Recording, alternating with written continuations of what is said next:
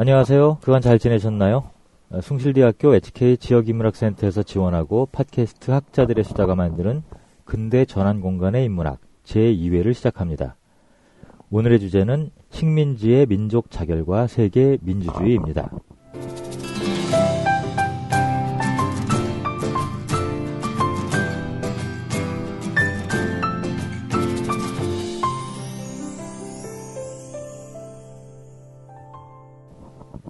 안녕하세요. 새해 복 많이 받으세요. 2020년 경자년 쥐띠해 설 연휴에 인사를 드립니다.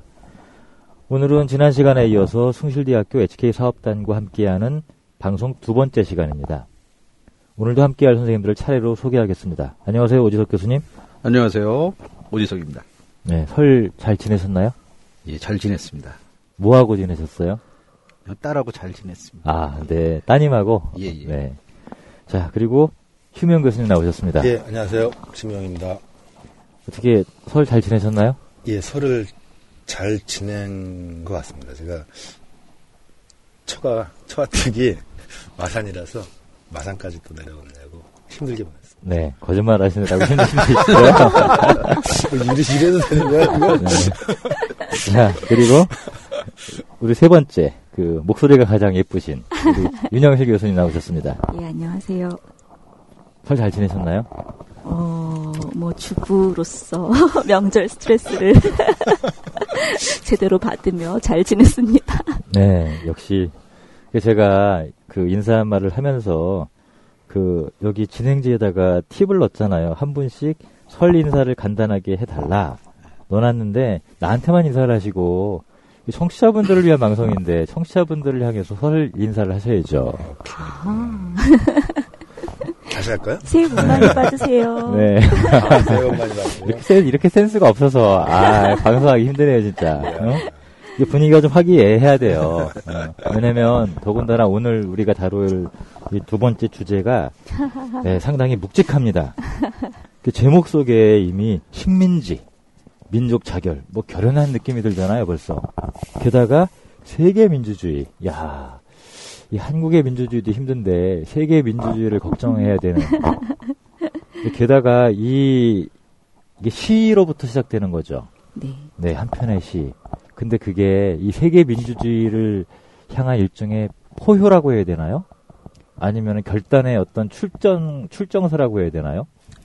그쵸, 출정서. 근데 이제 간절한 외침이었다고 저는 생각합니다. 네, 간절한 외침. 그런데 이게 1918년도에 있었던 일이다. 지금부터 딱 100년 전이네요. 102년 전. 그러네요. 그러네요, 벌써. 예. 네. 예. 100년 전에 제가 태어났으면 이분처럼 이렇게 행동했을까요? 그러게요. 상당히 걱정스럽고 의심스럽고 부끄럽고. 자, 오늘은 바로 이제 주제로 들어가 보려고 하는데요. 식민지의 민족 자결과 세계 민주주의라고 하는 이 거대한 이 다큐멘터리 아니면 파노라 스펙타클 이런 게 다 떠오르거든요. 근데 이 이야기는 1차 대전이 막바지에 이르렀던 1918년 5월 2일 재미 한인들이 발행했던 신한민보라고 하는 이게 잡지 신문인가 보죠. 네, 신문에 제1면에 한 편의 시가 실립니다. 그런데 그 시의 제목이 세계 민주주의예요. 그런데 이 시를 쓴 분이 차의석이라는 분인데 학생 신분으로 미군에 자원 입대하면서 교지에다가 발표한 시를 한국어로 옮겨서 이 신문에 실었다라고 합니다. 좀 비장한 정도가 아니라 참 놀라운 언어들이 가득한데 일단 제가 목소리가 좋으니까 제가 이제 아까 가위바위보에서 졌습니다. 그래서 제가 이제 먼저 읽어드리고 요 시를 통해서 지금부터 100년 전의 세계로 우리가 한번 가보도록 하겠습니다.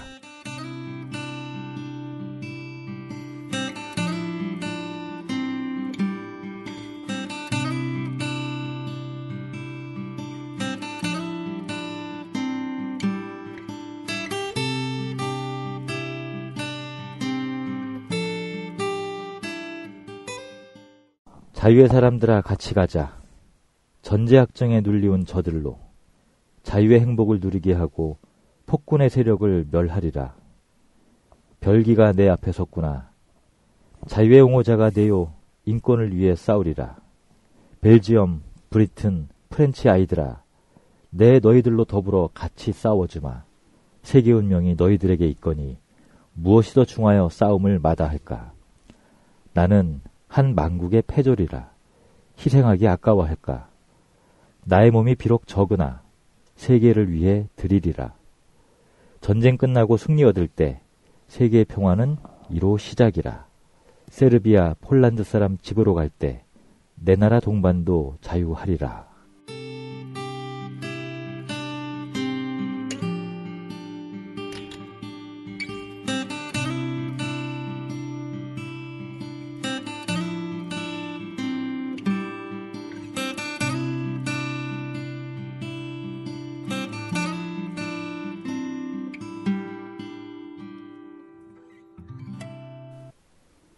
너무 비장한데요. 자, 이게 그 선생님이 쓰신 글의 첫 부분에 이렇게 탁 나와요. 이게 무슨 고민을 하셨길래? 아까 이제 제가 간단하게 소개를 들었더니 기나긴 5년 동안 미국? 캐나다. 캐나다. 네. 캐나다에서 글은 하나도 안 쓰고 공부만 했다. 이렇게 표현하셨단 말이에요. 좀 과장이죠. 그렇죠. 아니니까 뭐 놀고 그런 거 빼고 예. 그래도 주로 이제 그 글 쓰는 일보다 공부하는 데 집중을 했다. 그리고 나서 쓰다 보니까 논문이 다른 논문의 한 2배 정도 분량인데 이게 선생님께도 똑같은 제가 느꼈던 이 어떤 뭐라 그럴까 뭉클한 이런 게 느껴져가지고 이거를 소재로 글을 쓰신 건가요? 그렇죠. 예. 조금 설명을 드리면, 그러니까 제가 이제 박사 논문을 최남선을 가지고 박사 논문을 썼어요. 최남선의 이제 식민지 민족 사상 이제 이런 것에 초점을 맞춰서 박사 논문을 쓰다가 한 1900 이 사람이 이제 최남선은 개화기부터 해방 이후까지 사실 한국의 민족주의 사상의 이제 거두죠.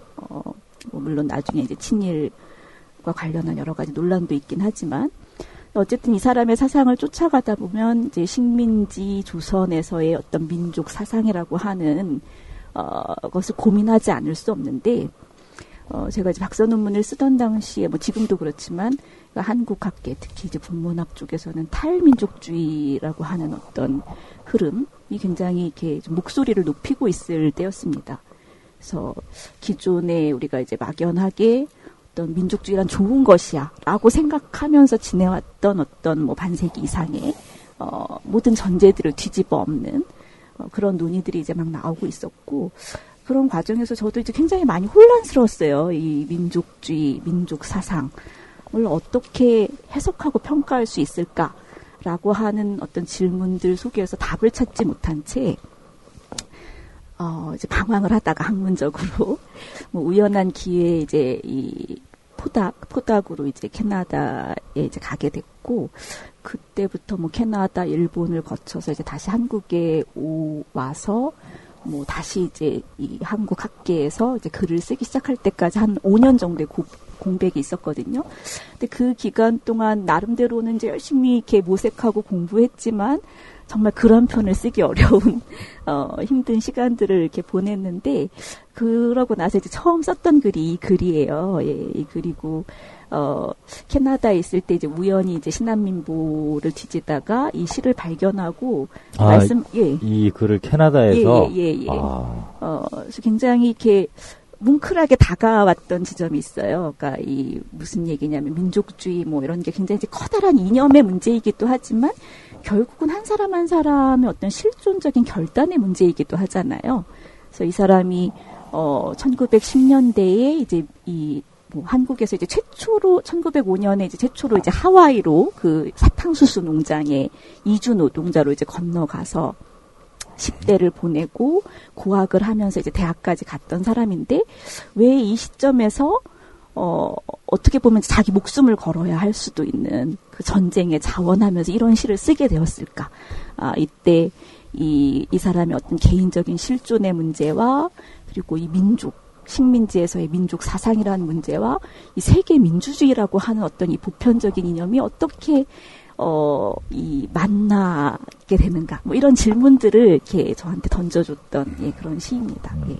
그러니까 선생님 설명을 딱 들으니까 갑자기 그 사건, 뭐 시뮬라크르 뭐 이런 단어가 떠오르네요. 아, 이게 인연이 딱 맞은 거네. 네.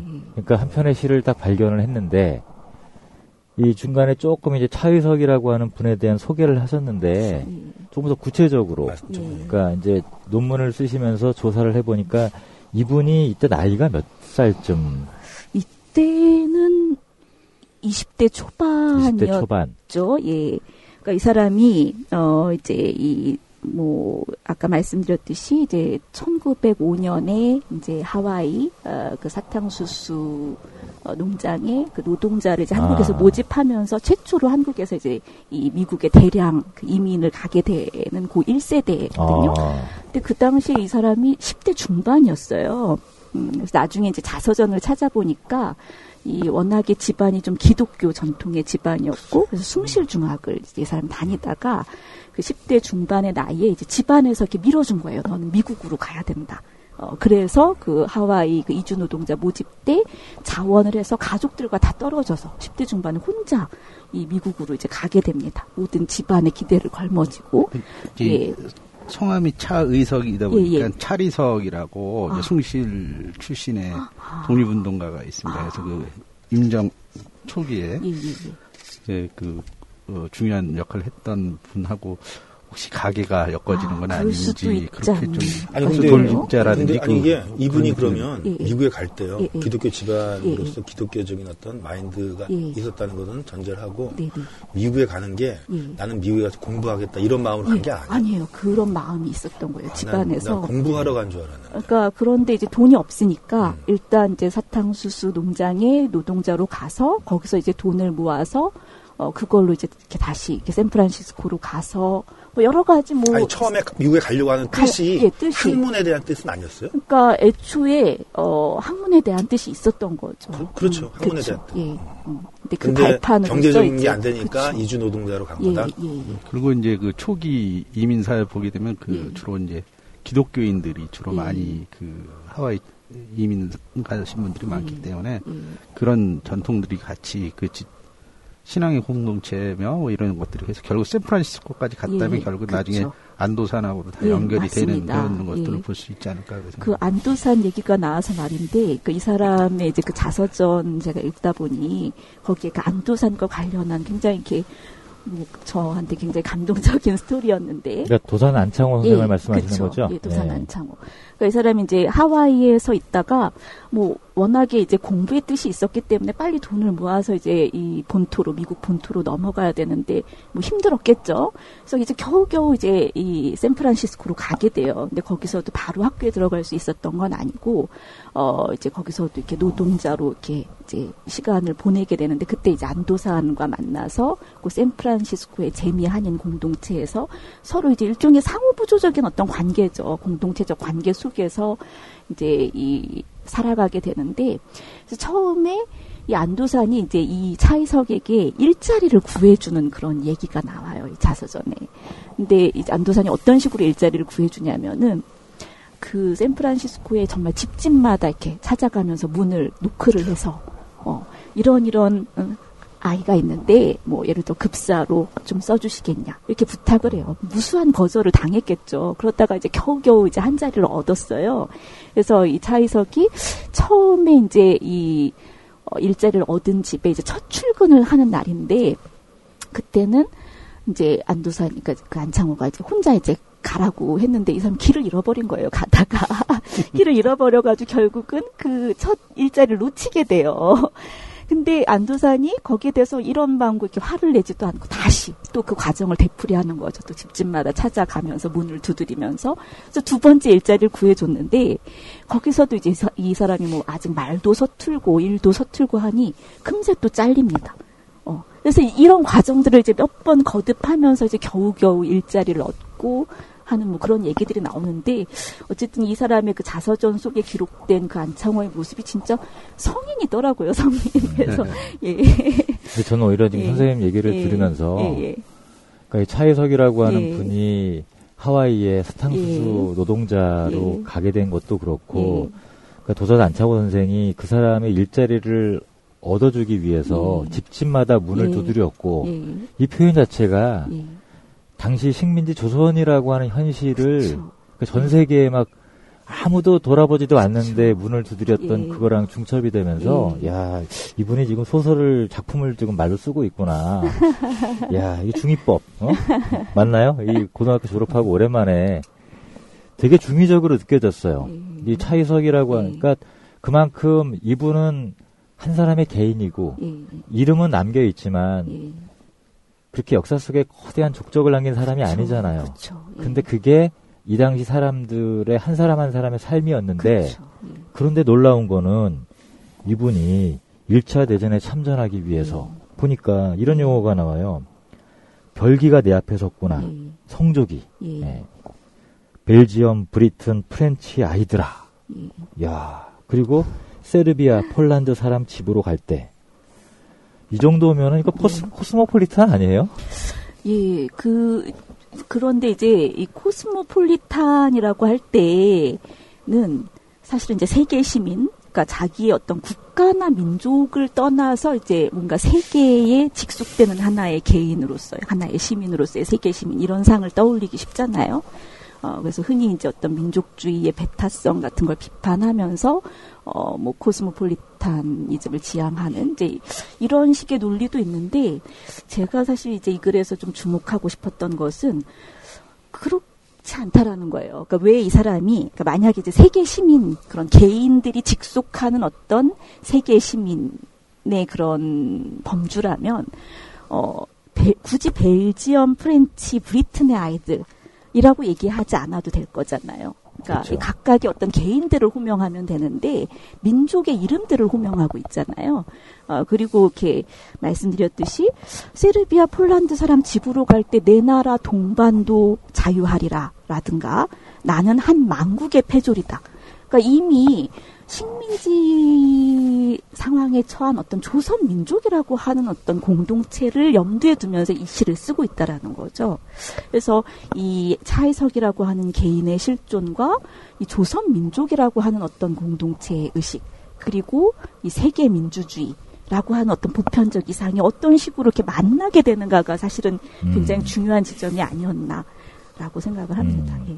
근데 저는 이제 그 얘기를 들으면서 좀 요 문장이 들어와가지고 제가 요거는 좀 소개를 해줘야 되겠다 싶어서 일부러 적어왔는데 요런 표현을 쓰고 계세요. 지금 하신 말씀의 맥락하고도 통할 것 같은데 실체로서의 조선민족 요게 있어서 이 조선민족이 자결을 위해서 어떻게 저항하고 좌절하고 우리가 보통 이런 식으로 이제 근대사 들어오는 과정을 배우죠. 그러니까 이미 우리는 2500년 전부터 뭐 단군이 이 고조선을 세우고 나서부터 계속 하나의 생명체처럼 살아왔던 조선이라는 민족이 있어. 이게 일제에 강점 당하면서 얘들하고 싸우기도 하고 저항하기도 하고 그쪽에 좀 이렇게 부침하기도 하고 이렇게 역사를 이해해 왔는데 그게 아니다. 이 차이석이라고 하는 사람이 그냥 먹고 살면서 뭔가 좀 배울 수 없을까 하는 마음으로 하와이까지 갔을 때 호롤단신으로 갔던 것처럼 그런 사람들이 그 속에서 부딪히고 살아가면서 조선이라고 하는 이른바 민족단론이라고 하는 것이 거기서 만들어지고 그러면서 또 세계 모든 사람들이 추구해야 되는 무언가를 보면서 또 삶을 불살하기도 하고 이 서사로 우리가 바꿔서 봐야 된다. 요게 이제 핵심이신 거죠. 예, 그렇죠. 그래서 말씀하셨듯이 이제 민족주의의 어떤 그 관점에서 쓰여진 과거의 역사들은 사실 쉽게 개개인들의 실존을 이제 민족이라고 하는 어떤 이미 전제되어 있는 실체로서의 공동체에 귀속을 시키죠. 그래서 말씀하셨듯이 조선민족은 반만년 역사를 가지고 단군의 후손으로서 이렇게 쭉 있어왔고 그 조선민족이 일본에 의해서 이제 식민지로 강점당했으니 우리는 힘을 합쳐서 민족의 독립을 위해 싸워야 하고 따라서 유일한 정치적 전망은 그 민족, 조선민족이 독립해서 국민국가를 만드는 것이고 그런 어떤 익숙한 서사 위에서 보면 더군다나 이 시가 쓰여졌던 때가 이제 1차 대전 말기 그 윌슨에 의해서 이제 민족자결주의 담론들이 이렇게 막 세계에 퍼져서 이 식민지 민중들을 이렇게 촉발하면서 여기저기서 이제 민족 독립운동들이 이렇게 일어나고 있던 그 시대적 배경인 거거든요.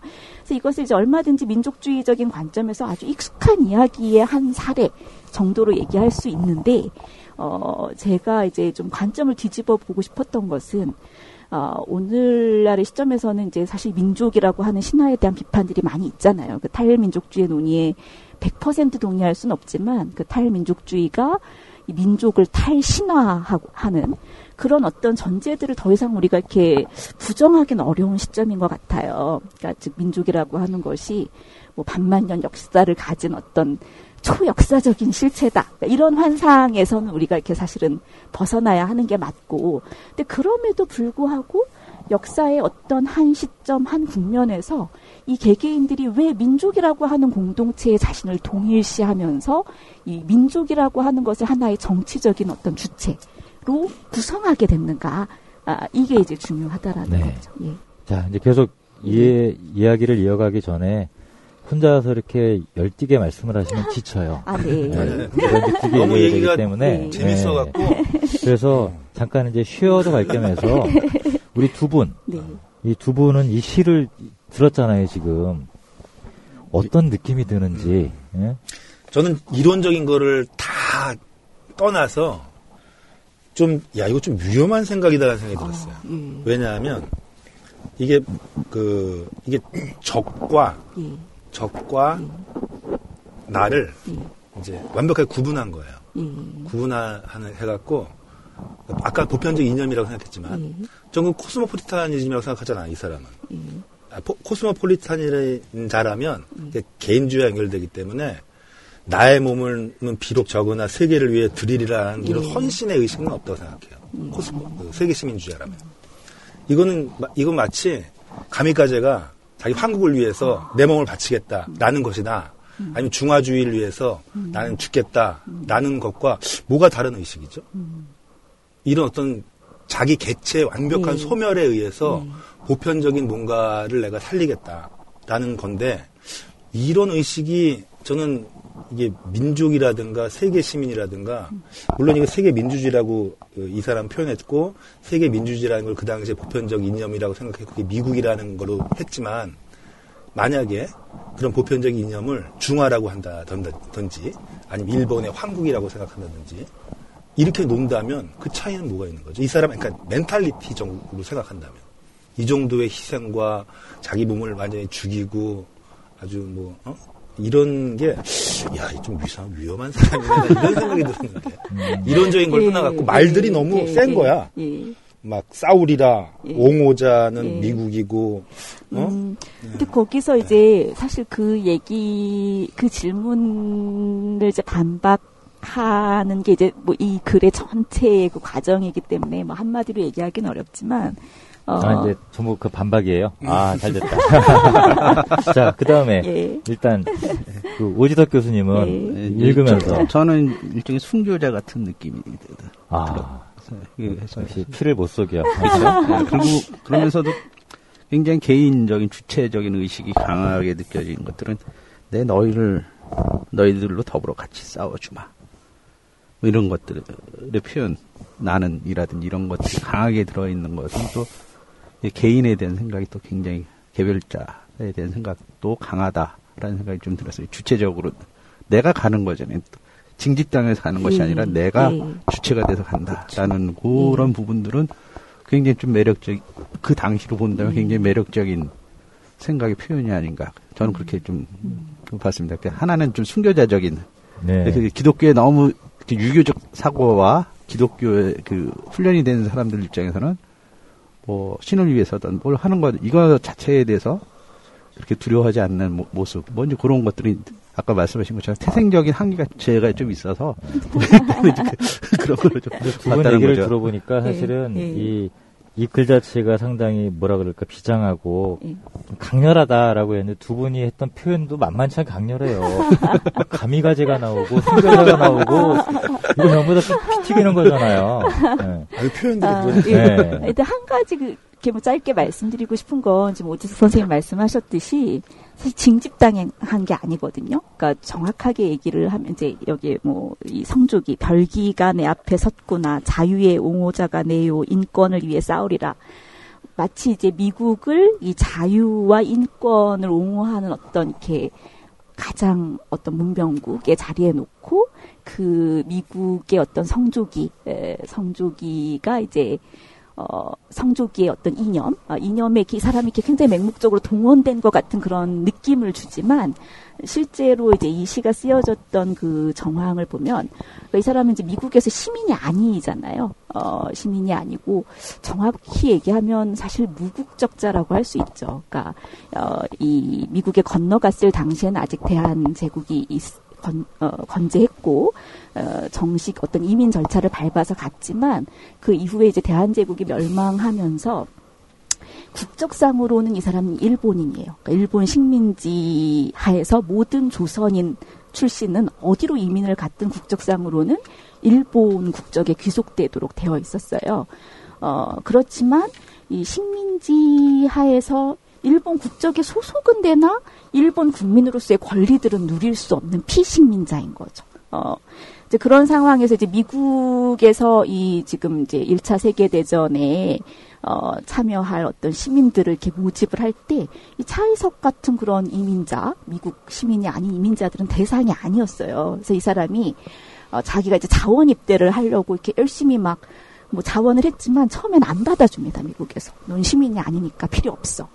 근데 막 여러 번 청원을 해가지고 이제 겨우겨우 이 미국 군대에 들어가는데 그래서 이제 중요한 건 뭐냐면은 이 일본 국적이고 미국에서는 말하자면 엄밀하게 얘기하면 사실은 이 소속이 없는 그러니까 거의 이렇게 반난민의 위치인 거고 이 조선 민족이라고 하는 어떤 이 공동체는 사실 계속 존속할 수 있을지 여부가 굉장히 불투명한 상황이고 이런 그 여러 가지 복잡한 정황 속에서 이제 스스로 결단을 한 거잖아요. 스스로 결단을 해서 내가 이 지금 1차 일단 미국에 있기 때문에 미국 군대에 들어가는데 미국을 위해서 싸운다기보다는 이 제목이 딱 보여주듯이 세계 민주주의를 위해서 그 보편적인 이상을 위해서 난 싸우겠다라는 거거든요. 그리고 뭐 한 가지 더 말씀을 드리면은 이 시에는 잘 드러나지 않지만 이 사람의 개인적인 그 자서전을 보면 미국 사회에서 겪었던 그 인종차별의 경험들도 굉장히 이렇게 많이 나옵니다. 그런데 마치 이 시에서는 미국은 자유와 인권의 옹호자요라는 식으로 이렇게 미화하잖아요. 좀 의식적인 선택이죠. 전략적인 선택이죠. 그러나 사실은 그 밑에는 미국 사회에서도 온전한 한 인간으로서 시민으로서의 권리들을 누리지 못한 상태에서 그런 인권들을 그 보편적인 인권을 실현하기 위한 어떤 수단으로서의 이제 이 참전이었다. 예. 근데 그게 전략적인 선택이냐? 네. 전략적이라는 건 뭐냐면 미국이 그런 민주라든가 뭐 이런 것들을 내걸고 있는 나라지만 현실적으로 동아시아에서 행하는 외교적인 정책이라든가 그들의 정치적인 행위들은 자기 이익을 가지고 행하는 거다라는 그 당시 사람들 그런 의식이 있었거든요. 그렇죠, 물론이죠. 그러니까 미국에 대한 환상을 갖지 않고 다른 방식으로 정치적인 방식을 선택하는 전략가들, 뭐 사회주의자들도 있고 막 이런데 이 사람이 그런 걸 다 읽고 그래도 미국이다라면 정치적인 전략이지만. 그런 것이 없이 그냥 미국은 이런 거야라면 낭만적인 선택이죠. 그건. 그런데 이 사회가 제가 이제 뭐 글에는 조금 더 상세하게 썼지만 여러 가지 그러니까 이 차이석이라고 하는 한 개인이 선택할 수 있는 정치적 전망들이 이제 여러 가지가 있을 수 있잖아요. 오늘날 우리의 관점에서 보면 예를 들면 미국 사회에서의 시민권을 얻는 방식으로 자기의 어떤 그 권리들을 획득하는 방법도 있을 거고요. 혹은 나중에 이제 일제 말에 일본의 국민이 되는 방식으로 권리들을 획득하기 위한 정치적 전망도 있는 거죠. 그런가 하면 말씀하셨듯이 사회주의적인 방식으로 이 국민과 민족을 넘어서 뭐 만국의 프롤레타리아가 동맹하는 방식의 정치적 전망도 있을 거고, 혹은 더 근본적으로 모든 국민국가 체제가 기본적으로는 어떤 차별과 배제와 억압의 어떤 체계이기 때문에 그런 것들을 정말 송두리째 부정하는 급진적인 아나키즘의 방식도 있을 거고요. 그런데 이제 이 시점에서는 이 사람은 이제 이 민족이라고 하는, 민족주의라고 하는 어떤 이념을 선택했고, 그것을 이제 실현하는 방식으로서 이 윌슨의 그 민족 자결이라고 하는 그 표어를 이제 활용하는 방식을 이제 택했던 거잖아요.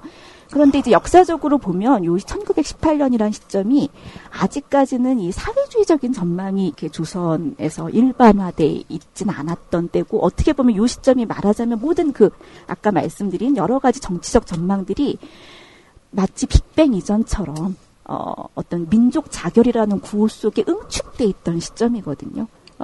그리고 이제 그게 1차 대전 이후에 뭐 윌슨식의 민족 자결론의 어떤 허상 같은 것들이 이제 그 자각되면서 여러 가지 정치적인 그 전략과 노선들로 이제 분화가 되는 거죠. 근데 이 시점은 그런 분화 이전의 그 상황이라는 것들을 그리고 차이석이 조선 네. 민족, 그러니까 민족주의적 성향을 갖고 있다라고 판단하시는 근거가 이 자기가 미국, 그러니까 이 전쟁을 하겠다라는, 자원하겠다라는 그 의식 밑바탕에는 분명히 조선의 독립이라는 그쵸. 것을 강력하게 지향하는 그쵸. 마음도 분명히 가지고 예. 있었고, 그것이 민족 자결주의랑 그쵸. 연결된다라는 그것 때문에 이 사람이 이 민족주의적 성향이 있다라고 판단하시는 거예요? 예. 그래서 아까 말씀드렸듯이 이 사람은 이제 이 샌프란시스코로 옮겨가서 이 신한민보라고 하는 그 매체 자체가 대한국민회라고 하는 이제 재미 한인들의 일종의 이제 독립을 이렇게 지향했던, 그러니까 조선민족의 독립을 지향했던 그런 단체잖아요. 그렇습니다. 예, 그렇죠. 예. 그러니까 이게 1차 대전에서 미국이 이기면 우리가 독립할 수 있다. 이 의식이 있는 거예요? 그런 그 희망을 걸었던 거죠. 아니, 그런 의식이 분명히 현실적으로 있었나요? 그렇죠. 그래서 알다시피 이제 이 한국의 뭐 3.1 운동이나 이런 그 독립 운동들이 그 1차 대전 말에 민족 자결 담론하고 이렇게 연결이 되잖아요. 그래서 이런 어떤 국제 정세를 잘 활용하면 우리도 조선민족도 독립할 수 있을 거야라는 어떤 희망들이 이제 이렇게 있던 시기인 거죠.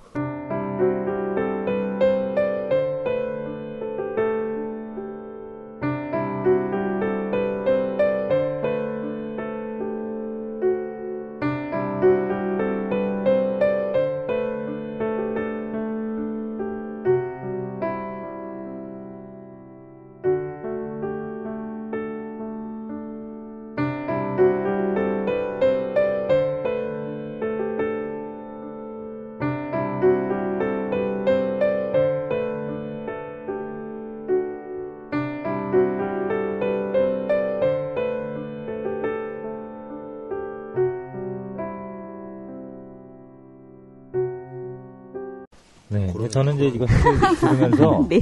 이 전체 시에서 제일 충격적인 단어가 요거였어요. 그러니까 자기를 드러내는 표현 가운데 하나가, 그러니까 뭘 하겠다라고 하는 의지의 표현은 충분히 납득이 되는데, 자기를 표현하는 표현 속에서 뭐라고 나오냐면 나는 한 만국의 패졸이라. 이게 눈물 나는 표현이잖아요. 그러니까 딱 100년 뒤인 얼마 전에 제주도에 난민들이 들어왔죠. 그 사람들을 우리 사회가 받아줄 것인가 말 것인가에 관한 논란이 뜨겁게 일어나기도 했었고, 근데 100년 전에 우리가 바로 그 처지에 있었다라고 하는 것을 우리가 조금 더 사회적인 공감대가 있었다면 그 시기에 그 상황에서 우리가 조금 더 다르게 사람들이 생각을 볼 수 있지 않았을까 하는 생각도 들었는데, 만약에 이 차이석과 같은 분이 100년 뒤에 논쟁을 봤다면 뭐라고 말을 했을까? 저는 그분의 목소리는 되게 분명했을 것 같은데, 한편 그게 탁 들어가면서 결국은 그 민족이라고 하는 게 있지 않은 상태, 또 아직 우리가 어디로 갈지, 나의 삶도 어디로 갈지, 이게 정해지지 않은 그 불확실한 그 뭐라 그럴까, 어둠이 이렇게 깔린 세계에서 그래도 선생님이 골라내신 단어가 난민과 식민지 민족이라고 하는 거 중간에 많이 설명을 하셨지만 그러면서 또 네이션 스테이트가 몰락하고 식민지 네이션이 신생되었다. 되게 좀 어려운 말인데 예. 그러니까 상식적으로 보면은 식민지 네이션 그거 조선은 없는 거잖아요. 사실 망한 거잖아요. 근데 이게 조선을 가리키는 표현인지 그다음에 네이션 스테이트가 몰락했다? 이거는 또 무슨 의미인지. 왜냐하면 이분이 조국의 독립을 위해서라고 하는 건 네이션 스테이트가 세워지고 자기가 그 성원이 되겠다. 이 의지의 표현인데 좀 표현 자체가 좀 설명이 좀 필요하지 않을까 싶어서요. 그래서 사실 이제 이 얘기를 하기 위해서는 이 네이션과 난민에 대한 이제 현대 정치 철학의 논의들이 사실 굉장히 좀 바탕이 되어야 하고 이제 그래서는 이제 그런 얘기들을 길게 썼는데 이제 1차 대전 그러니까 한나 아렌트라고 하는 이제 이 유대계의 이제 원래 독일에 살다가 이 1차 대전, 2차 대전 그 사이에 유럽의 이제 그런 역사들을 보면서 이 사람이 나중에 이제 전체주의의 그 기원이라고 하는 책을 쓰잖아요. 그래서 이 네이션 스테이트의 몰락이라고 하는 요 구절은 사실 한나 아렌트의 그 전체주의의 기원에 나오는 어떤 한 장의 챕터의 제목입니다. 네. 근데 이제 이 사람이 얘기하고자 했던 바는 뭐냐면 이 네이션 스테이트, 그러니까 이 근대 세계는 기본적으로 네이션 스테이트들로 분할된 세계인 거죠. 근데 이 여기에 근본적인 모순이 있다라는 거예요. 어떤 모순이냐면 이제 우리가 프랑스 뭐 혁명 이래 이제 인권 선언이라고 하는 것이 이제 나오면서 모든 인간들은 기본적으로 자유롭고 평등한 어떤 존재다라고 하는 어떤 이 보편적 인권에 대한 선언이 있었잖아요. 그러나 실제로 그 이후에 네이션 스테이트 시스템이 이제 세계 안에서 이제 구축되는 과정 속에서 그 인권이라고 하는 그 보편적 인권이라고 하는 것이 특정한 네이션에 소속됨으로써만 보장될 수 있는 그런 정치 시스템이 만들어졌다라는 거죠. 자, 그랬을 때 이제 모순은 뭐냐면 선언적으로는 모든 인간은 그 인간이라는 그 자체로서 이 권리들을 가져야 하는데 현실적으로는 특정한 네이션 스테이트의 국민으로서 이렇게 소속되지 않는 자들에겐 어떤 인권도 보장되지 않는 그런 모순이 생겨난다는 것이고 그것이 이제 전간기에 1, 2차 세계대전 그 사이에 유럽에서 그 모순들이 아주 극명하게 이제 드러나기 시작했다라는 거죠. 그리고 그 귀결점이 이제 뭐였냐면 2차 대전 그때 이 독일에서 이제 유태인에 대한 학살이 일어난 그 어떤 구조적 모순이 바로 이 네이션 스테이트의 모순이었다라고 하는 것이 이제 한나 아렌트의 논의이고 그런 면에서 이제 한나 아렌트의 그 국민국가에 대한 비판과 이 난민, 그러니까 모든 어떤 네이션의 소속을 박탈당함으로써 어떤 인간으로서의 권리도 누리지 못하게 된 난민의 문제, 이런 것들이 이제 오늘날 지금 전 세계적으로 이렇게 빈발하고 있는 난민 문제에 대해서 사유하는데 굉장히 큰 시사점을 주고 있거든요. 그런데 이제 제가 이제 보고 싶었던 건 뭐냐면, 이 한나 아렌트는 사실 이제 유럽의 시선, 유럽과 서양의 이제 시선을 고정시키면서 이런 얘기들을 1차 대전 이후의 그 상황들 속에서 이제 분석을 한 건데, 그 시점은 제3세계나 이제 이 식민지 조선의 입장에서 보면 이제 막 정치적 주체로서의 어떤 민족주의 같은 것들이 형성이 되고 네이션 스테이트로서의 어떤 독립들을 막 지향하면서 이제 민족 자결주의 운동들이 벌어지고 있던 시점이라는 거죠. 그래서 이 두 가지는 사실 동시대의 역사적인 현상인데 이 두 가지를 이제 교차시켜서 보는 것이 이제 오늘날 식민지의 민족 사상과 이제 난민의 문제들 이런 것들을 좀 같이 사유할 수 있는 시각이 아닐까. 예. 네, 저는 이제 그 얘기가 여전히 굉장히 중요하다고 생각되는 게 뭐냐면, 그러니까 역사적으로는 사실 1945년도 광복을 맞으면서 끝난 것처럼 이야기되지만, 뭐 이제 위안부라고 불렸다가 지금은 성노예라고 불리는 그 문제, 그 다음에 지금 한일 갈등의 일종의 촉발적인 계기가 됐던 징용 문제, 더 나아가 사실 이 문제는 크게 우리 사회에서 공론화되지 않고 있는데 자이니치 문제.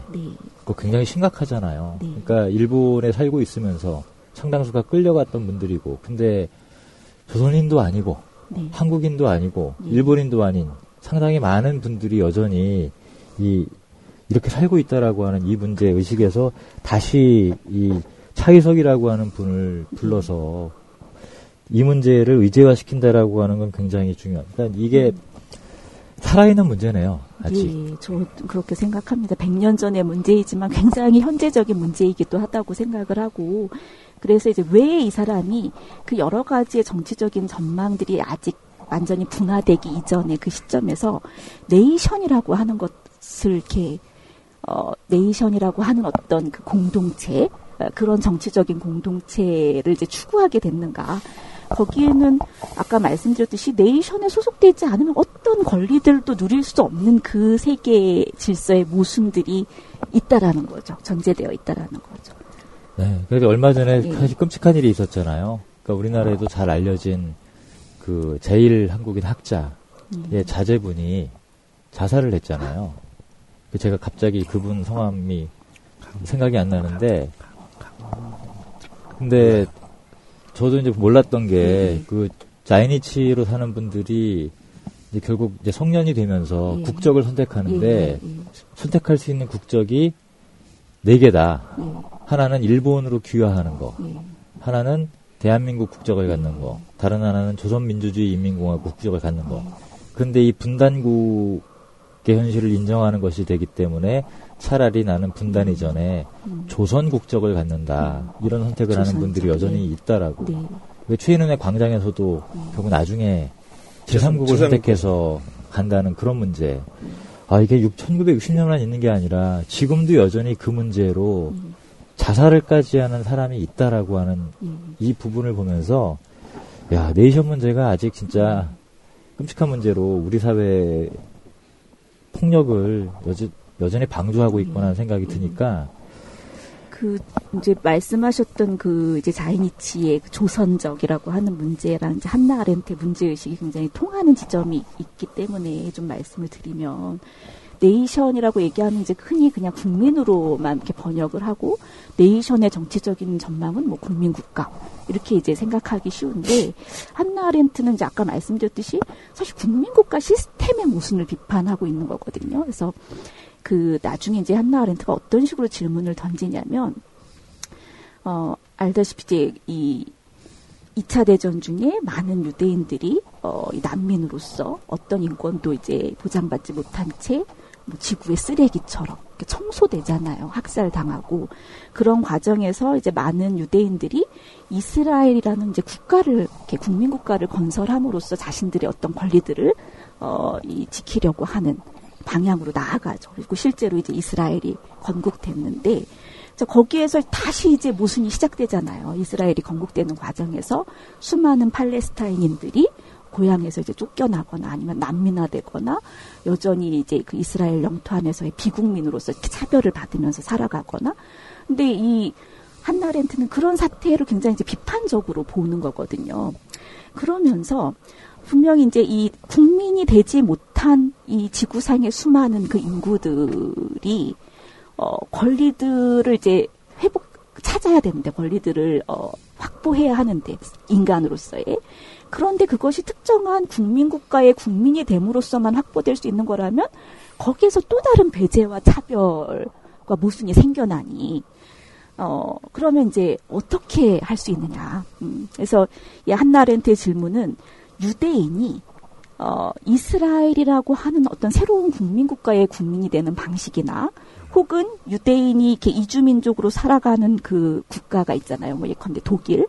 독일의 국민으로서 완전히 이렇게 동화되는 방식으로만 권리들을 확보할 수 있거나, 이게 이제 오늘날 국민국가 시스템에서 허용하는 어떤 두 가지 길일 터인데, 어느 쪽도 사실은 모순을 다시 이렇게 양산할 수밖에 없다. 자, 그렇다면 유대인이, 그러니까 예컨대 유럽의 유대인이 유대인으로서 권리를 확보할 수 있는 방법은 없냐. 이스라엘 국민이거나 독일 국민이 아닌 유대인 그 자체로서.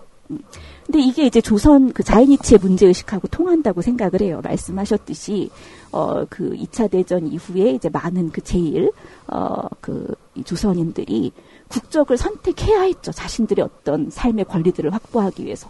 그런데 그것은 일본 국적에 귀속되거나 혹은 대한민국이나 이 북한이라고 하는 현실의 국가들의 국적에 귀속되는 방식으로밖에 사실은 허용되지 않는데 이 사람들은 다 아니다.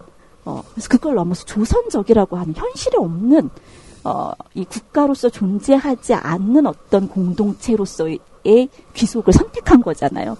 그리고 그것은 이 질서 속에서, 이 세계 질서 속에서 수많은 사실 차별을 감내하면서 하게 되는 선택인 거죠. 근데 이 자이니치들이 정말 자기의 삶을 걸고 이렇게 던졌던 어떤 그 질문들과 결단들이 한나 아렌트가 사실 질문하고 있는 그 정치 철학적인 문제랑 굉장히 맞닿아 있는 것이죠. 네.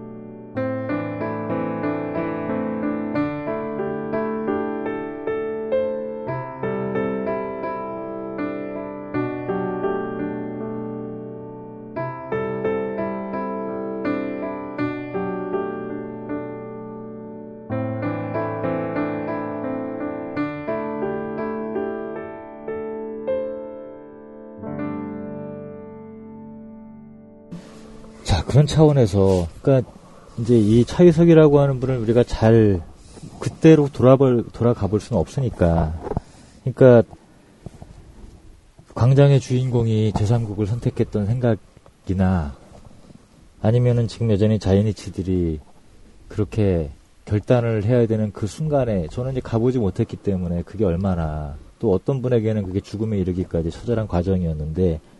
지금 우리가 소재가 돼 있던 이 차이석이라고 하는 분은 나름의 결단을 하신 거 아니에요. 그렇죠. 그런데 이분이 시의 제목을 세계 민주주의라고 하는 제목을 내걸었다라고 하는 건 대단히 결연한 어떤 선택을 했다는 뜻인데, 근데 이 부분을 당시에 우리가 오늘날 알고 있는 민주주의의 문제랑은 좀 더 이분이 체감했던 의식은 또 다를 수 있을 것 같아요. 바로 이 시기 즈음에 민주주의라고 하는 말을 사람들이 호명할 때 혹은 내뱉을 때 되게 다의적이었다. 예. 여러 가지 가능성이 있었다. 그 맥락에서 이분의 어떤 선택을 본다면 어떻게 봐야 되는지. 그게 이제 그러니까 1차 세계대전을 이제 전후해서 사실 민주주의의 용법을 둘러싸고 굉장히 이제 상이한 어떤 이 전선들이 구축이 되어 있었거든요. 뭐 가장 1차적으로는 이제 1차 대전의 그 연합군과 이제 동맹국 사이에서 각자가 우리는 민주주의를 수호하기 위해서 싸우는 거다. 이런 명분을 내걸었잖아요.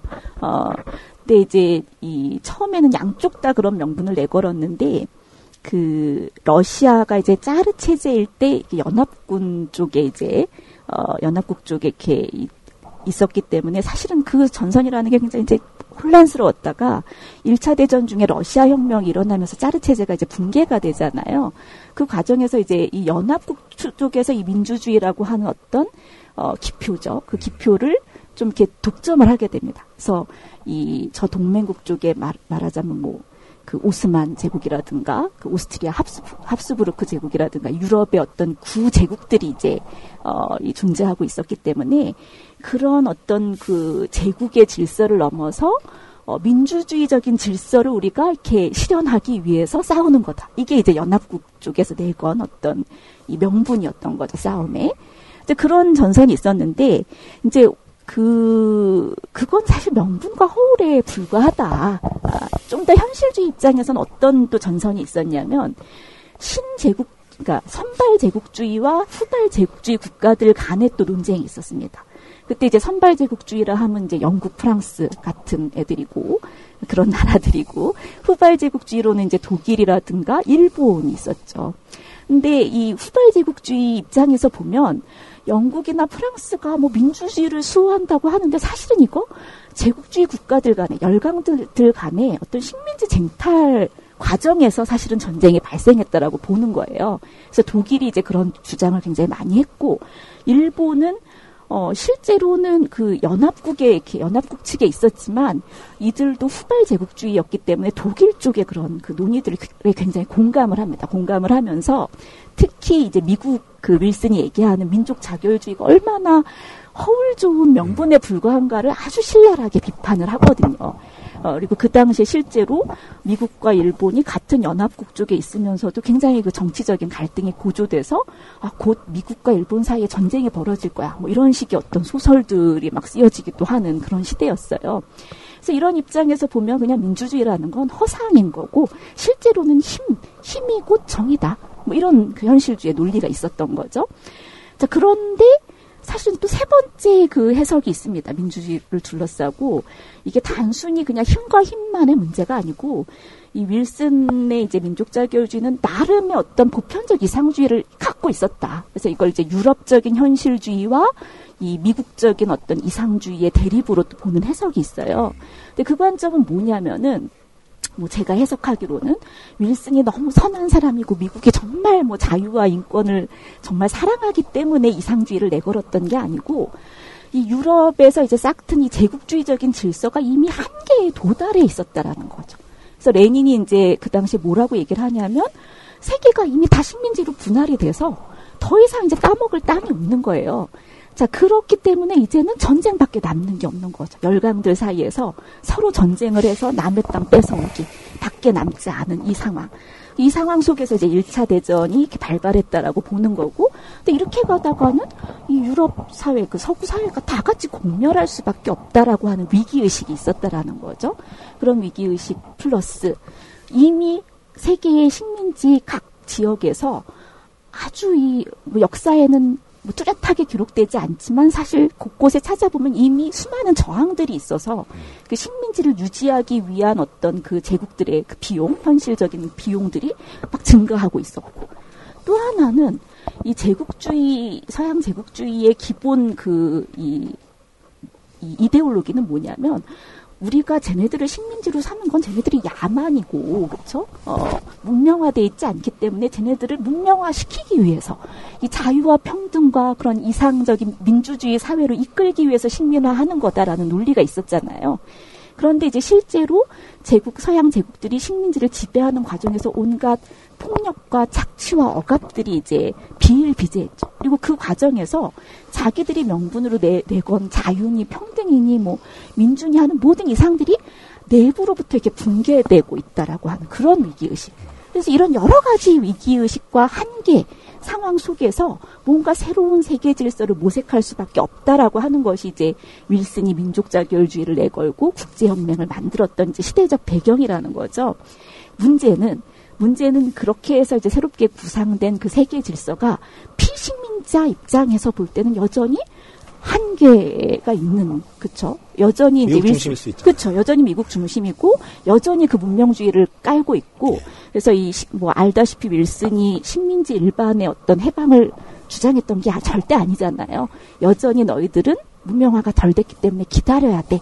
라고 하는 그 논리가 깔려 있었던 거죠. 근데 그런 과정에서 피식민자들이 그런 윌슨의 한계를 알면서도 그 민족 자결이라고 하는 구호를 이렇게 전유해서 자신들의 어떤 해방을 위한 그 논리로, 그쵸, 이념으로 이제 전유하는 거죠. 예. 그러니까 예. 굉장히 길게 말씀하셔서 죄송합니다. 미안할 것까지는 없는데요. 질문을 막 드리려고 해도 야, 그런 자세한 결과 맥락이 있구나라는 걸 듣고 싶으니까 이게 단순하게 이게 판단할 건 아니구나. 이게 상당히 여러 가지 결들이 있네요. 그러니까 청취자분들이 기억이 다 안 날 테니까 네 가지를 말씀하신 것 같아요. 그러니까 첫 번째는 수많은 전쟁들이 있었다. 일단. 그런데 이들이 전쟁을 내거는 명분 가운데 민주주의를 수호하기 위해, 자유를 수호하기 위해 이렇게 싸웠는데, 알고 보면 첫 번째 가장 앞선 부분으로 본다면 연합국과 동맹국을 축으로 해서 싸웠던 1차 대전. 그런데 하필이면은 당시 러시아는 짜르 체제 상태에서 연합국 측에 있었고, 연합국은 이겼고, 그런데 이 짜르 체제를 무너뜨렸던 러시아 혁명이 끄트머리에 있게 되면서 야, 우리는 봉건적인 과거의 체제를 무너뜨렸어 하는 명분을 가지면서 오히려 이쪽이 민주적인 가치를 수호하는 듯한 이런 어떤 분위기가 있었다. 그쵸.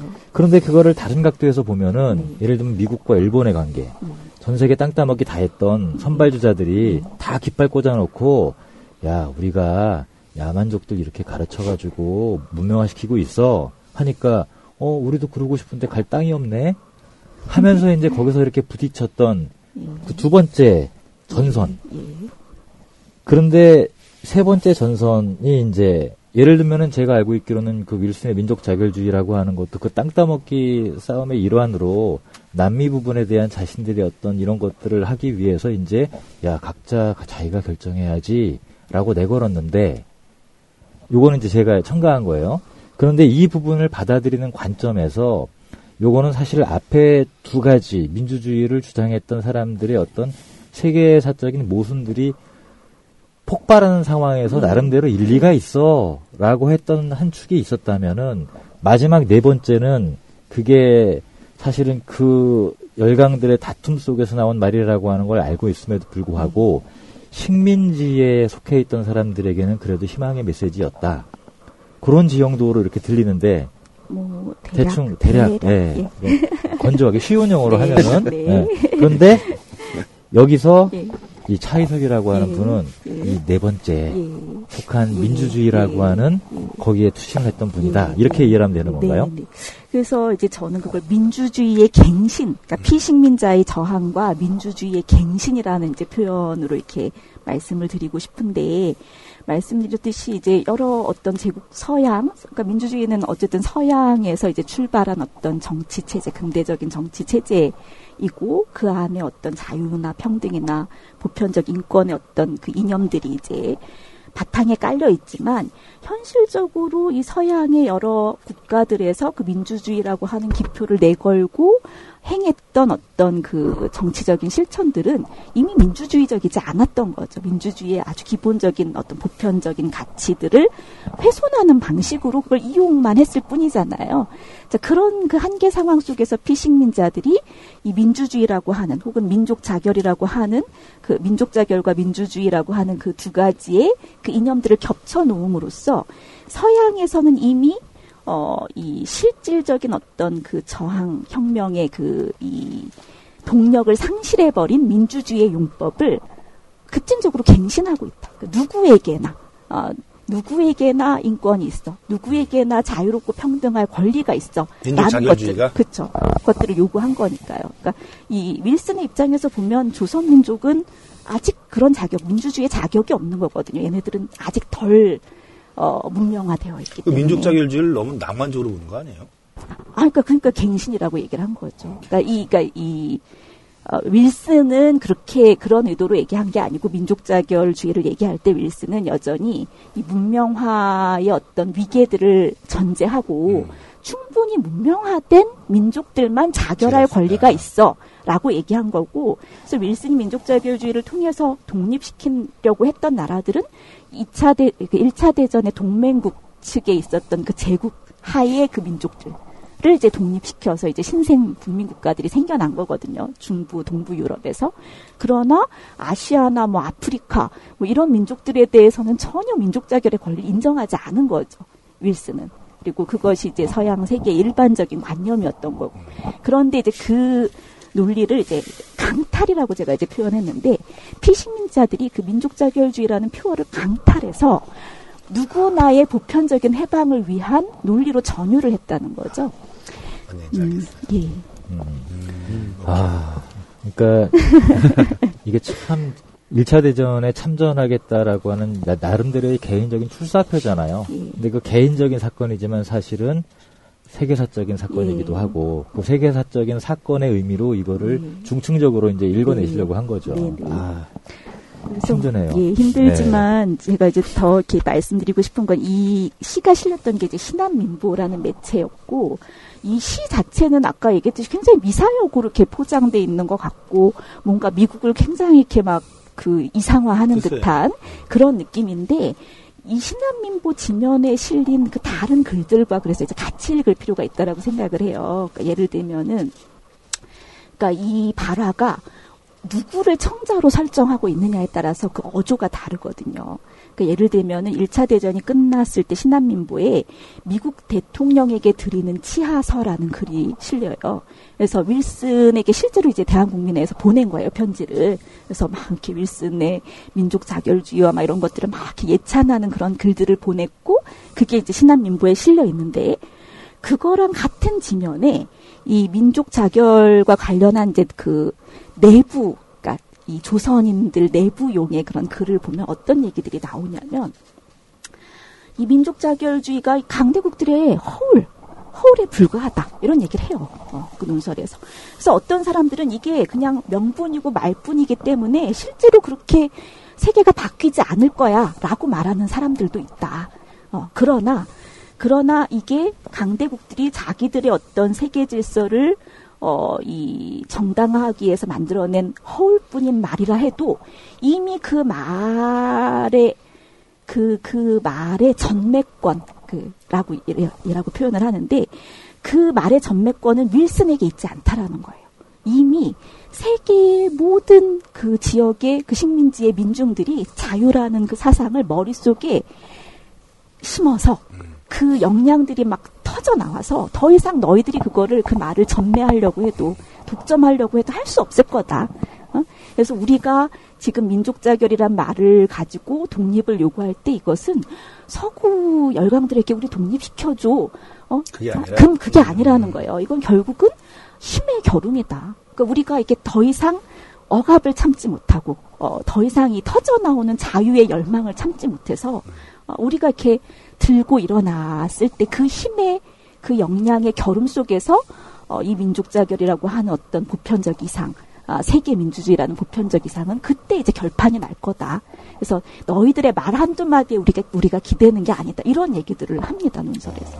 아주 감동적인 논설이라고 저는 생각을 해요. 그 얘기는 이 차혜석이라고 하는 분이 이 행위 자체가 대단히 전략적이다라는 의미이기도 한데, 그러니까 같은 그 신문에 어드레스가 다른 그쵸. 글들을 쓰고 이 차혜석이라고 하는 분도 내 비록 세계 평화를 위해서 제국주의 열강 간의 싸움이라고 하는 걸 뻔히 알면서도 나는 세계 평화를 지키기 위해서 간다라고 하면서 사실은 내 조국의 독립, 우리 민족의 자유 이거를 속으로 품고선 내가 이렇게 피 흘려야만 우리 지분을 얻을 수 있고 이런 의식이 있었다는 얘기네요. 그렇죠. 예. 이야, 참 처음에 방송 시작하면서 했던 생각을 다시 떠오르게 되는데 두 선생님께도 여쭤보고 싶어요. 내가 이 차혜석이라고 하는 분의 옆에 친구였다. 뭐라고 말을 해주고 싶을까? 죽지 말자. 우리가 이 세계 민주주의를 위해서 전쟁에 나가서 이걸 내 몸을 희생해갖고 세계 민주주의가 이루어질 것 같진 않다. 전쟁을 어떤 막는다든지 아니면 우리 차라리 독립운동을 다른 방식으로 한다든지 이게 더 우리들의 독립을 위해서 효과적이다. 죽진 말자. 이 얘기 할 것 같아요. 저는 이제 아버지가 이제 실향민이다 보니까 요 의식을 좀 이해할 수 있을 것 같아요. 아직도 사실은 지금 보게 되면 남한 중심의 사회구조이기 때문에 어느 일정 부분 가면 실향민들을 배제하는 부분이 상당히 아직도 우리 사회 속에서 많습니다. 또 그것 때문에 한쪽에 패거리들이 만들어지는 또 그걸 또 그쪽에서 내려오는 그런 것들을 여기서 이제 읽어낼 수 있지 않을까라는 생각이 좀 계속 말씀 듣는 순간 계속 이야기에 전개되는 동안 그런 느낌을 좀 많이 받았어요. 그러니까 여전하구나라는 생각하고 아직도 그냥 아까 난민 얘기는 했지만 사실 근본적인 난민들이 이제는 실향민이라는 우리 민족 안에서도 이 영토 안에서도 그런 문제에 대한 얘기들 또 그리고 이 부분은 군대를 가야만 시민권을 얻을 수 있는 지금도 현재도 마찬가지로 제일 빨리 얻는 미국에서 시민권을 얻는 방식 중에 하나는 군에 들어가서 군 생활을 이제 GI라고 하죠. 그래서 그걸 하는 사람들한테 먼저 주던 방식 그런 것들도 이렇게 다 같이 이루어지고 또 아까 말씀하신 것처럼 민족자결주의에 대한 왜 했었는가에 대한 이제 좀 명확한 이해가 좀 된 것 같아요. 이제 해서 이제 우리 그냥 교과서에서 배울 때 맨날 윌슨의 민족자결주의 때문에 3.1운동이 터진 것이 아니라 이미 우리 그걸 갖고 있는데 명분화해서 했는데 그걸 화석화시켜서 그 해석은 빼놓고 우리 자체적으로 이 민족 자결주의에 대한 해석이 있었음에도 불구하고 화석화시켜서 그냥 윌슨 이게 제일 중요했어. 3.1운동이든 우리 그런 것이 아니다라는 것들에 대한 생각을 가질 수 있게 돼서 이 부분들에 대한 생각들이 조금 많이 네. 전해가 됐다 말씀드릴 수 있습니다. 한편으로는 저는 이 논문 이렇게 얘기 들으면서 이게 논문 한 편 쓰신 거죠 지금? 근데 요 이야기를 계속 이어서 연작으로 글들을 쓰셔서 책으로 한번 펴내면 이제 그게 왜 현재까지 어떤 문제의식으로 우리가 새롭게 사유를 하고 반성을 하고 우리 사회가 함께 알아야 되는가 그런 작업이 이루어졌으면 좋겠다는 생각이 드는데 이야기는 끝이 없이 이루어질 수 있지만 공간 사용에 당장히 제한적이고 시간은 늘 정해져 있기 때문에 마지막으로 오늘 방송하면서 한 말씀씩 먼저 두 분 소감 듣고 그다음에 아쉽지만 다 못한 이야기를 마저 듣고 방송을 마무리하도록 하겠습니다. 먼저 심영 교수님부터. 예.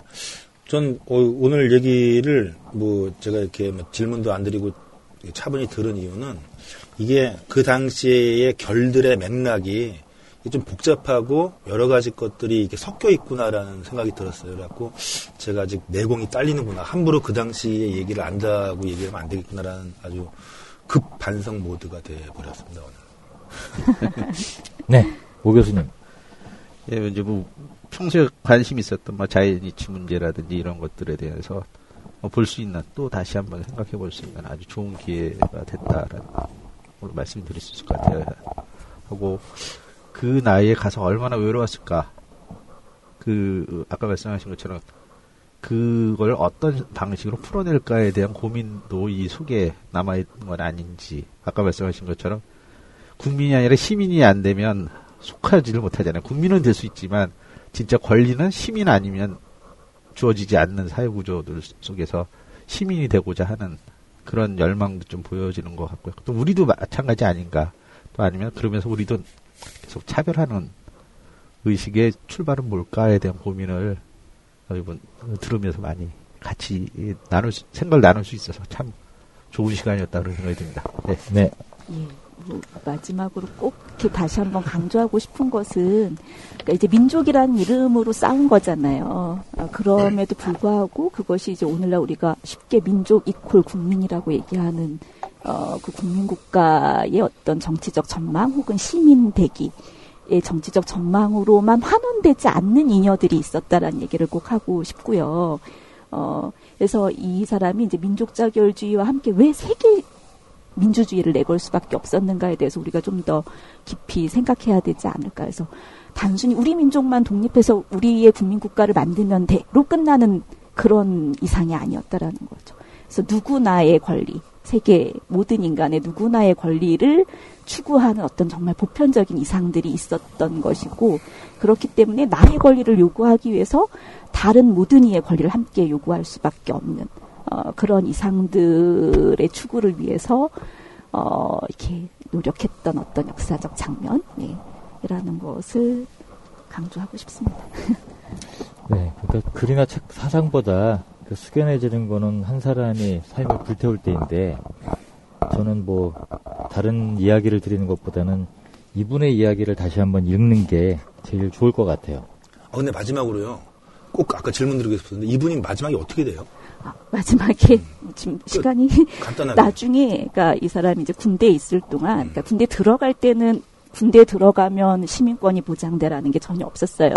근데 군대에 있는 동안 특별령이 이렇게 발표가 돼서 미군에 소속된 누구나에게 미국의 시민권을 부여한다라고 하는 어떤 법령이 발표가 돼요. 그래서 이제 이 사람이 이제 기대를 갖고 이렇게 찾아갔더니 코리아는 거기에 해당이 안 된다. 그래서 어떤 얘기가 그 자서전에 나오냐면 분명히 법령에는 anyone, 그러니까 이 미국 군대에 속한 anyone에게 시민권을 부여한다고 했는데 나는 그 anyone에도 속하지 않나 보죠.